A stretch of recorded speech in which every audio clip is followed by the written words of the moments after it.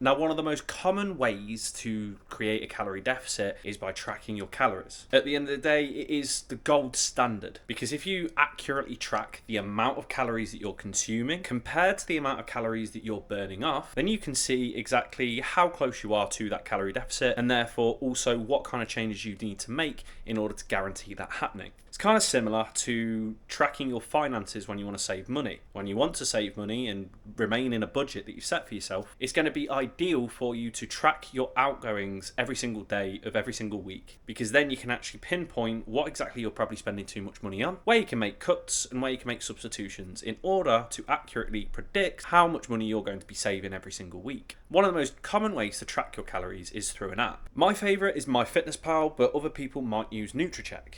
Either way, there is going to be some kind of app out there which you use in order to track your calories, because it's the most efficient way to do it, as we're in 2024 and apps are all the rage. But one common barrier that people seem to face when tracking their calories is that they find it too time consuming, they find it too difficult, or they just look at it as a little bit of a chore. But that's simply because you're making it too difficult for yourself overall. There are ways to make it much easier, much more doable, and much more streamlined. For example, if you're watching this right now and you're thinking, I always forget to track my calories, then there's 3 really easy ways in order to help counteract that. Firstly, you could just set 3 alarms on your phone, 1 in the morning, 1 in the afternoon, and 1 at tea time, with a little note next to each alarm saying, remember to track your calories. And the reason why I'm asking you to do 3 is because if you have 1 in the morning, then you can track everything that you had for breakfast up until midday. If you have 1 in the afternoon, you can track everything from dinner. And if you have 1 before you go to bed in the evening, you can track everything that you had from dinner all the way up until tea, and therefore going forward from that. This just reminds you to actually track your calories if you always forget to do so. The second way you can do so is by making it an arbitrary rule to track your calories before you eat the food in question. For example, before you eat your dinner,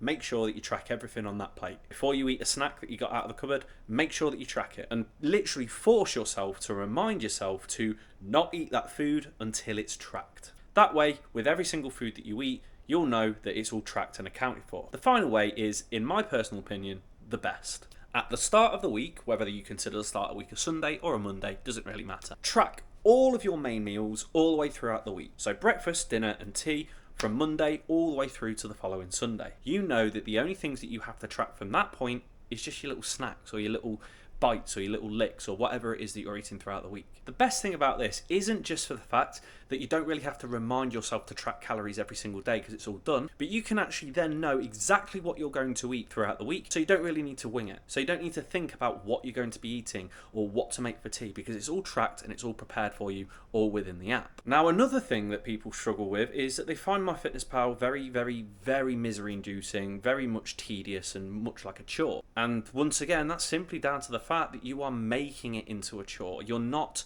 putting steps in place to make it easier for yourself. One really easy way to make it a little bit easier for yourself is create meals within MyFitnessPal. If you literally go into the meals section on your settings, it gives you the option to literally create as many meals as you want. So if you know that every single Monday you have spaghetti bolognese, put in the meal spaghetti bolognese with all the ingredients in it, and then every single Monday all you've got to do is just add in that meal and the portion size of that meal that you had into the app through the meals section. That way you don't really have to worry about weighing your food out again, because it's all done and dusted for you, and that literally takes a couple of seconds at best. Now, when people tend to go out for a meal, they tend to get a little bit overwhelmed or frustrated because they don't know the amount of calories within that meal itself. The majority of restaurants these days have calories within the menu, so all you'd need to do is just go into the quick add option when you add the meal and add in an arbitrary manual amount of calories. It won't account for the protein or the carbs or the fats, and it might not be 100% accurate considering only the chef will know how large the portion size is, but it at least give you a very